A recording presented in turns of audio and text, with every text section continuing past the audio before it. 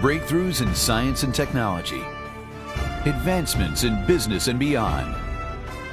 Join us as we educate, enlighten, and entertain. This is Innovations. Hi, I'm Ed Begley Jr., and this is Innovations. Rapidly evolving technology plays a role in every aspect of our lives, from how we communicate with family members to how we receive medical treatment. Learn more next.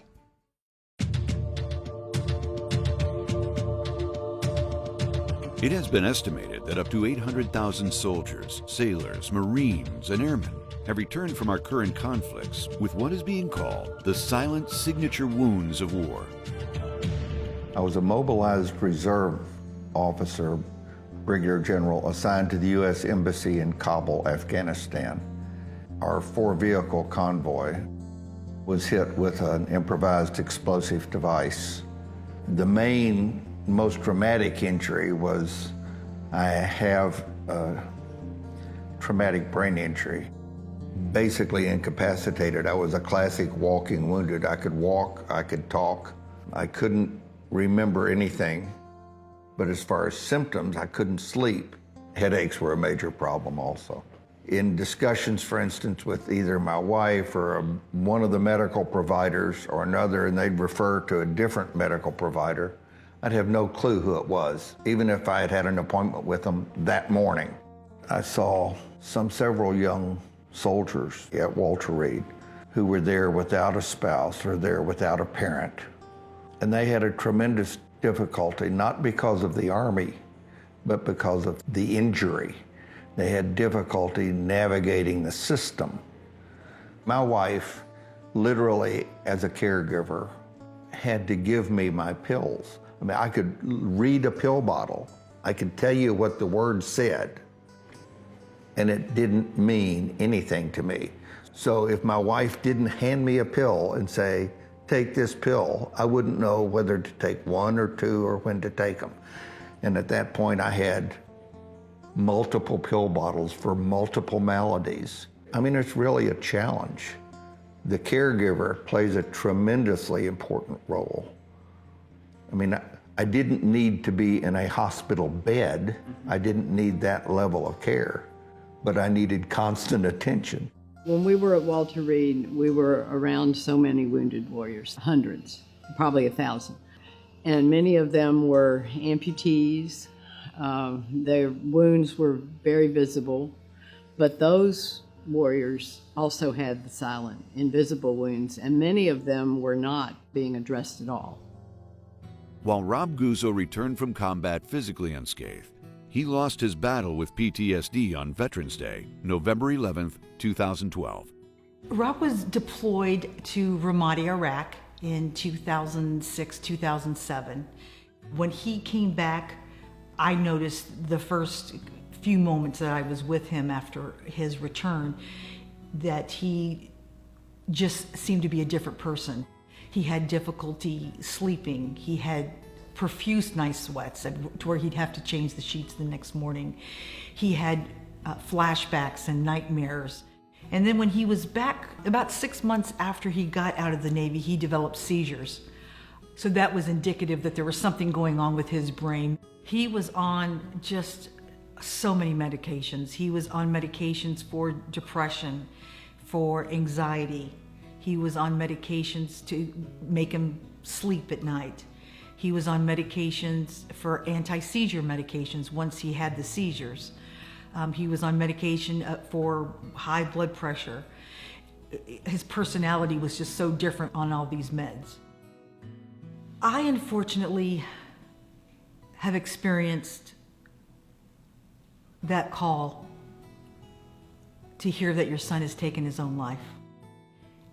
And the consistent theme that I have seen is the veterans lose hope. Hyperbaric oxygen therapy certainly provides hope to veterans. Hyperbaric oxygen therapy can be defined as oxygen under pressure for post-concussion, traumatic brain injury, and PTSD, post-traumatic stress disorder. 1,600 treatments. They were all successful, no complications, and I would say probably 90% of these men and women, they had a new life when we finished hyperbaric. They were able to function at their pre-injury status, and even the ones that didn't get completely well, they would tell you life is better. To date, hyperbaric oxygen is the only therapeutic approach that is able to produce consistent and reproducible improvements in individuals with neurological injuries. I was serving with Air Force Special Operations Command when we received indirect fire from a 107 millimeter rocket. They told me that I did suffer a moderate traumatic brain injury. However, after about 15 dives, it was as if a cloud lifted off of my brain. I was able to process words and thoughts much more quickly, speak with a fluid stream of thought, and communicate much like I did prior to my injury. And there was without a doubt, a significant improvement in my overall cognitive function. It was without a doubt the most significant impact to my quality of life than any other treatment that I've ever undergone. Because of that, I'm able to return to a mostly normally functioning member of society as a result.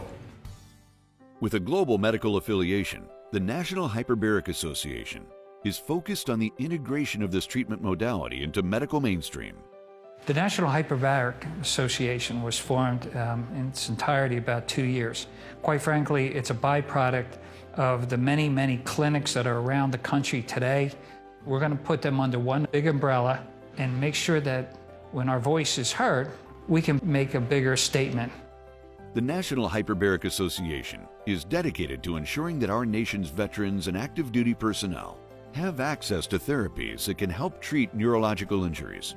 We got to remember that this hyperbaric medicine is now touching every part of society, every part of medicine, cancer research, autism, Alzheimer's, aging.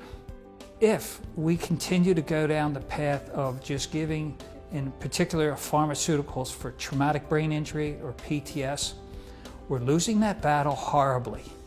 Isn't it incumbent on us as a society, for those 1%ers that volunteer to protect our country, shouldn't we be giving them every opportunity to get better?